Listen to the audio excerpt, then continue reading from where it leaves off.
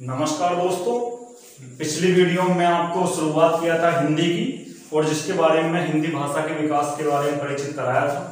और आज हम शुरू करने जा रहे हैं हिंदी व्याकरण। और अब कंटिन्यूस हमारी हिंदी व्याकरण कंप्लीट होगी। हिंदी व्याकरण क्लासें पर डे हम लोग करेंगे।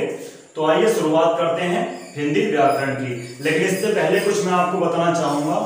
सबसे पहले जो भी प्रतियोगी परीक्षाएं हमारे यहाँ होती हैं उन सब में जहां पे सिलेबस में लिखा हो हिंदी, तो ये चीज मायने नहीं रखती कि पेपर किस स्तर का आएगा, कितना डेप्थ में पूछा जाएगा या क्वेश्चन कितने नॉर्मल आएंगे। मेन चीजें वहां डिपेंड करती हैं क्या कि बस क्या लिखा हुआ है हिंदी, क्या लिखा हुआ है हिंदी। तो सब्जेक्ट मायने रखता है, ये चीजें मायने नहीं रखती हैं। चलो ठीक है, आइए शुरुआत करते हैं हिंदी की।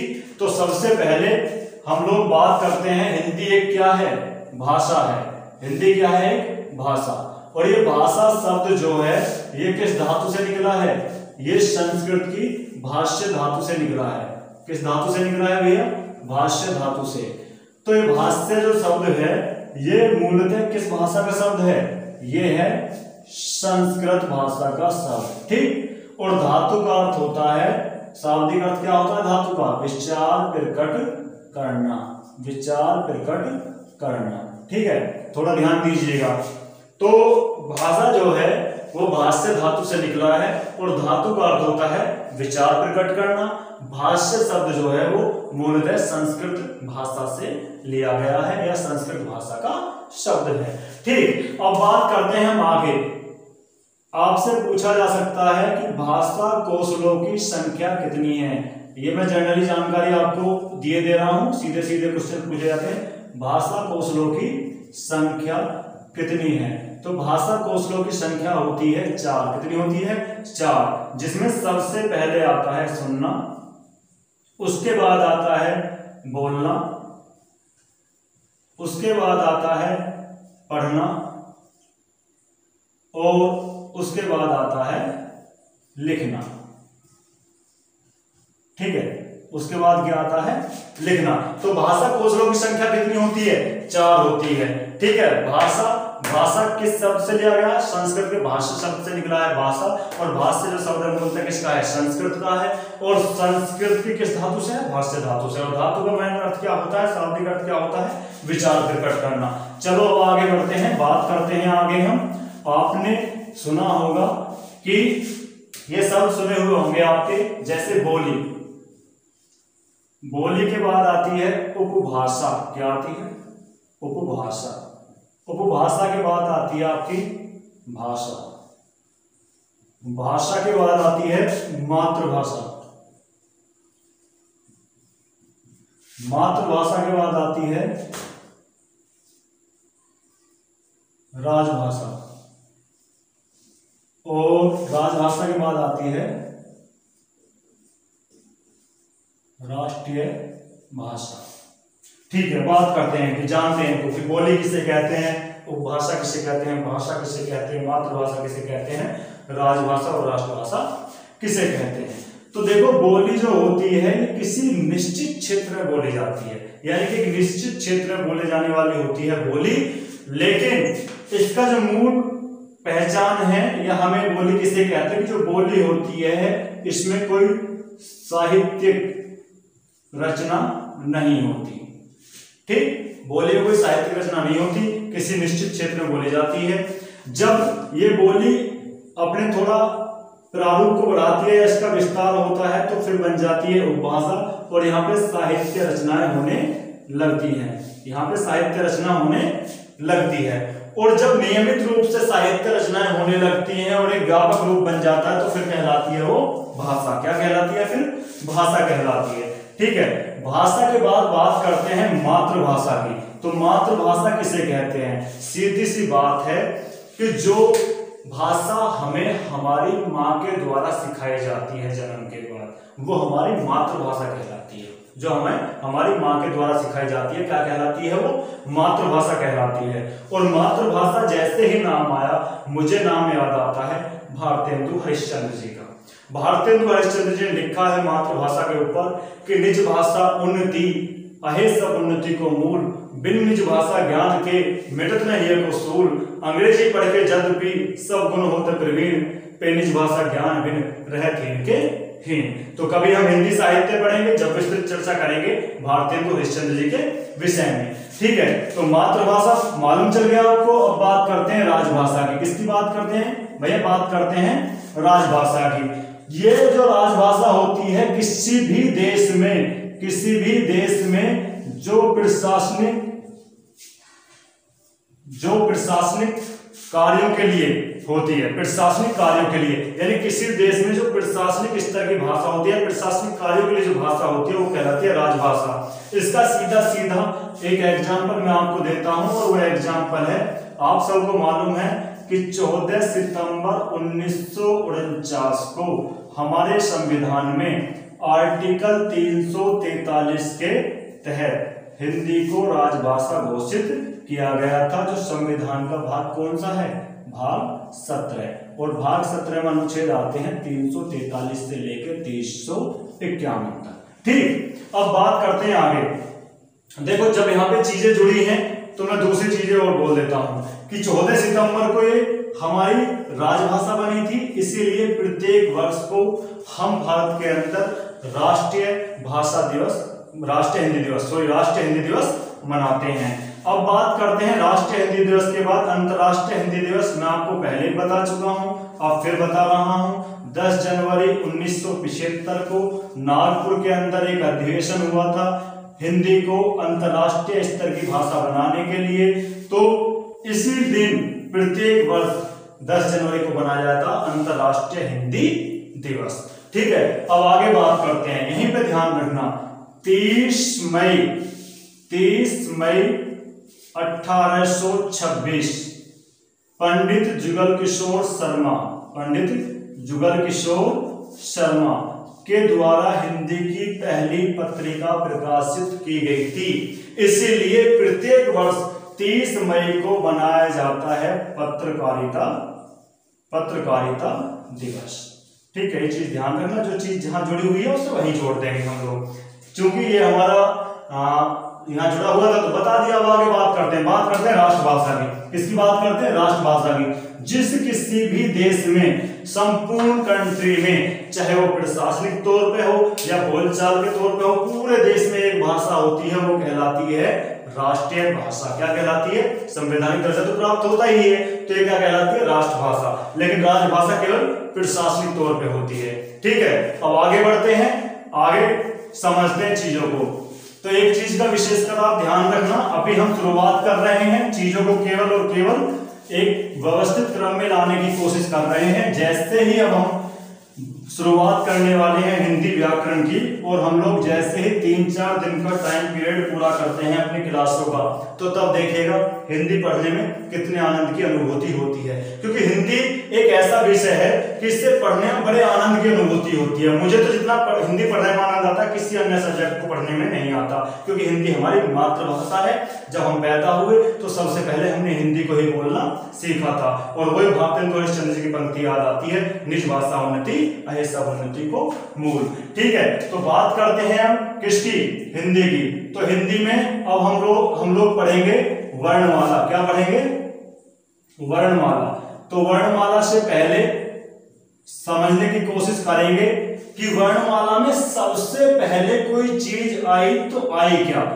क्या वर्ण पहले आए, या स्वर पहले आए, या व्यंजन पहले आए? अगर सोचें तो सोचने वाली बात है कि सबसे पहले आई होगी ध्वनि। क्या आई होगी?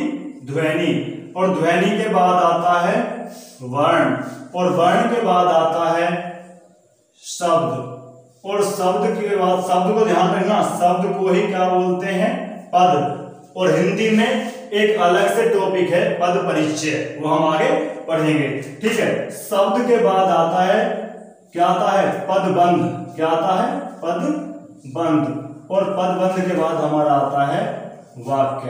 अगर इन चीजों को हम सारी समझ जाते हैं ध्वनि से लेके वाक्य तक, तो समझो हमारी हिंदी ग्रामर कंप्लीट हो जाती है। तो आइए शुरुआत करते हैं ध्वनि की। जो भी आवाज जहां भी होती है, जैसी कोई आवाज होती है तो उसमें सीधी सी बात है ध्वनि होती है। क्या होती है? ध्वनि। कुछ भी आवाज हो, एक फैन चलता है तो वहां से भी क्या निकलती है? ध्वनि। और जब ध्वनि को लेखबद्ध करना होता है, लिखना होता है, तो शुरुआत होती है वर्ण से। किससे शुरुआत होती है? वर्ण से शुरुआत होती है। अब बात करते हैं किसकी? शब्द की। शब्द को ही क्या बोलते हैं? पद। क्या बोलते हैं? पद। तो वर्णों के सार्थक क्रम से क्या बनता है? शब्द। और शब्द के बाद आता है पदबंध। तो पदबंध समझिएगा, पदबंध में और वाक्य में मूल अंतर है क्या? पदबंध में और वाक्य में मूल अंतर है क्या?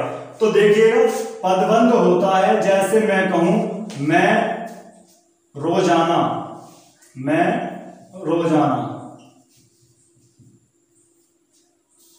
स्कूल लिख लूं। केवल क्या लिखता हूं? मैं रोजाना स्कूल। तो ये 3 शब्द हुए ना। अब ये 3 शब्द हुए तो ये है पदबंध। क्या है? पदबंध। अगर मैं इसी में जोड़ देता हूं मैं रोजाना स्कूल जाता हूं, तो ये हो जाएगा वाक्य। यानी कि पदबंध का संपूर्ण अर्थ नहीं निकलता, जो कि वाक्य का संपूर्ण अर्थ निकलता है। तो अब इन चीजों को हम पढ़ते हैं। शुरुआत करते हैं हिंदी वर्णमाला की। तो सबसे पहले आप लोग ध्यान दीजिएगा, वर्णमाला शुरू करने से पहले 2-3 बातें बताता हूं कि दुनिया में जो भी नॉलेज है, जो भी ज्ञान है, वो 2 प्रकार का होता है। नॉलेज 2 प्रकार की होती है, ज्ञान 2 प्रकार का होता है। एक होता है परा और एक होता है अपरा, इसको बोलते हैं अपरा। ठीक है? क्यों परा और कौन सा होता है? अपरा। यानी कि जो अपने पास है और जो अपने पास नहीं है। 2 ही प्रकार का ज्ञान है। जो हमारे पास है, जो किसी और के पास है, वो हम ग्रहण कर सकते हैं। और दुनिया में कोई भी आग का जो स्वरूप होता है, अग्नि होती है 3 प्रकार की। कितने प्रकार की? 3 प्रकार की। खैर इन चीजों को हम विस्तृत अध्ययन करेंगे, पढ़ेंगे। अग्नि 3 प्रकार की होती है। अग्नि के 3 ही रूप होते हैं। एक होती है वर्णावल, एक होती है दानावल, एक होती है कौन सी? जठराग्नि। यानी कि जठराग्नि बोलते हैं पेट में लगने वाली आग, दानावल बोलते हैं जंगल में लगने वाली आग, और वर्णावल बोलते हैं पानी में लगने वाली आग। आग के कितने रूप होते हैं? 3 रूप होते हैं। ठीक है, आगे बात करते हैं हम लोग, चलते हैं आगे किसकी? वर्णमाला की। और वर्णमाला में सबसे पहले हम हिंदी वर्णमाला को जब पढ़ेंगे तो हिंदी वर्णमाला में सबसे पहले हम लोग पढ़ेंगे स्वर। क्या पढ़ेंगे? स्वर। तो इससे पहले मैं आपको बताऊंगा, जो हिंदी भाषा है ये लिखी जाती है देवनागरी लिपि में। कौन सी में लिखी जाती है भैया? देवनागरी लिपि में। और देवनागरी लिपि हमारी कैसी लिपि है? राष्ट्रीय लिपि है। ठीक है, इसकी विशेषता है कि ये बाईं से दाईं ओर लिखी जाती है। जैसी लिखी जाती है वैसी ही पढ़ी जाती है और वैसी ही बोली जाती है। ठीक है, तो देवनागरी लिपि कैसी है? हमारी राष्ट्रीय लिपि है। जैसी लिखी जाती है वैसी ही बोली जाती है, पढ़ी जाती है और वैसी ही बोली जाती है। ठीक है, आगे बात करते हैं किसकी? स्वर की। तो ये देखिएगा, हिंदी में जो स्वर होते हैं कितने होते हैं? हिंदी में स्वर कितने होते हैं? 11। कितने स्वर होते हैं? 11। अभी लिखते हैं हम इन स्वर को। हिंदी में स्वर कितने होते हैं? 11। हिंदी में स्वर होते हैं 11। तो ध्यान दीजिएगा थोड़ा सा और नोट डाउन करते जाइएगा। ठीक है, हिंदी में स्वर कितने होते हैं? 11। ये 2 मैं अलग से लिख देता हूं, लेखन के आधार पे 13 होते हैं, पूछ लेता है कभी कभी। अभी चलो बात करते हैं, हिंदी में स्वर कितने होते हैं? 11। बाद के 2 जो हैं इन्हें ब्रैकेट में ऐसे बंद कर देना है, ऐसे गोले में बंद कर दीजिएगा। ठीक है, बात करते हैं हिंदी में स्वर कितने होते हैं? होते हैं 11। 3 चीजें ध्यान रखना, हिंदी में स्वर कितने होते हैं तो पूछेगा कितने? 10। स्वर कितने होते हैं? 10। ये ध्यान रखिएगा। अगर आपसे पूछे हिंदी में उच्चारण के आधार पर स्वर कितने होते हैं तो आप उत्तर दीजिएगा 11। और लेखन के आधार पर स्वर कितने होते हैं तो आप उत्तर दीजिएगा लेखन के आधार पर स्वर होते हैं 13। 10, 11, 13 याद रखिएगा। उस स्वर कितने होते हैं? 10। उच्चारण के आधार पर कितने होते हैं? 11। और लेखन के आधार पर कितने होते हैं? 13। ठीक है, अभी हम बात करते हैं, जैसे हमने पहला ही स्वर लिखा, क्या लिखा? ए। क्या लिखा है हमने? ए। तो ध्यान दीजिएगा, अगर इस ए को हम देखें तो इसमें किन किन चिन्हों का प्रयोग हुआ है। माना ये 3 चिन्ह है। कितने चिन्ह हैं? 3 चिन्ह हैं, इन चिन्हों को मिला दे एक जगह तो एक अक्षर बनता है जिसका नाम होता है ए।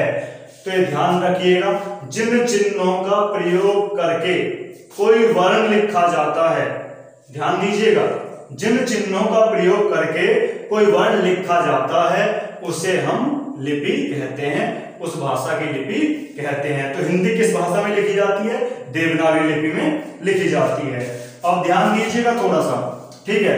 तो बात करते हैं जो हिंदी में स्वर हैं, स्वर होते हैं 11। कितने स्वर होते हैं? 11। और देखो इन सब का अपना अपना परिवार है, इन सब का अपना अपना परिवार है। इसका भी पहले परिवार था, हिंदी में एक स्वर और होता था, आपने पढ़ा होगा। अब ये संस्कृत में चला गया, किसमें चला गया? संस्कृत में चला गया। हिंदी में इसकी कोई उपयोगिता नहीं रही है, ठीक है। तो हिंदी में कितने स्वर हैं? 11। तो हिंदी में जो स्वर है 11, इनमें सबसे पहले आते हैं हमारे, जिनको हम बोलते हैं ह्रस्व स्वर। कौन से स्वर बोलते हैं? ह्रस्व स्वर। ह्रस्व स्वर जो होते हैं वो होते हैं 1 2 3 4, यानी कि ए, ई, उ और री, ठीक है। ये क्या होते हैं? 4 स्वर होते हैं, किसमें? हिंदी में। ह्रस्व स्वर का ही दूसरा नाम होता है मूल स्वर। क्या होता है? मूल स्वर। इसी को बोलते हैं हम एक मात्रिक स्वर। क्या बोलते हैं? एक मात्रिक स्वर। और इसका चौथा नाम होता है लघु स्वर। अगर आपसे कहीं भी पूछेगा तो इन चारों का आंसर क्या होगा? ये चारों होंगे। थोड़ा ध्यान दीजिएगा, शायद वीडियो लंबी हो जाएगी, स्टार्टिंग में हमें छोटी ही वीडियो बनानी है। सीधी सी बात है, एक बार फिर से बोल देता हूं कि हम केवल 4 दिनों में, 4-5 दिनों में समझ जाएंगे कि हिंदी है क्या, हिंदी को पढ़ते कैसे, हिंदी पढ़ने का तरीका है क्या। तो आज का ये वीडियो मैं यही समाप्त करता हूं और आप लोगों से उम्मीद करता हूं कि आप लोगों को वीडियो जरूर पसंद आएगा। पसंद आए तो जिस तरीके से मुझे एनर्जी मिल रही है, यानी कि आपके व्यू देख के, आपके सब्सक्राइब देख के, वो एनर्जी देते रहिएगा। धन्यवाद। अगली वीडियो में फिर मिलते हैं, ठीक है। धन्यवाद।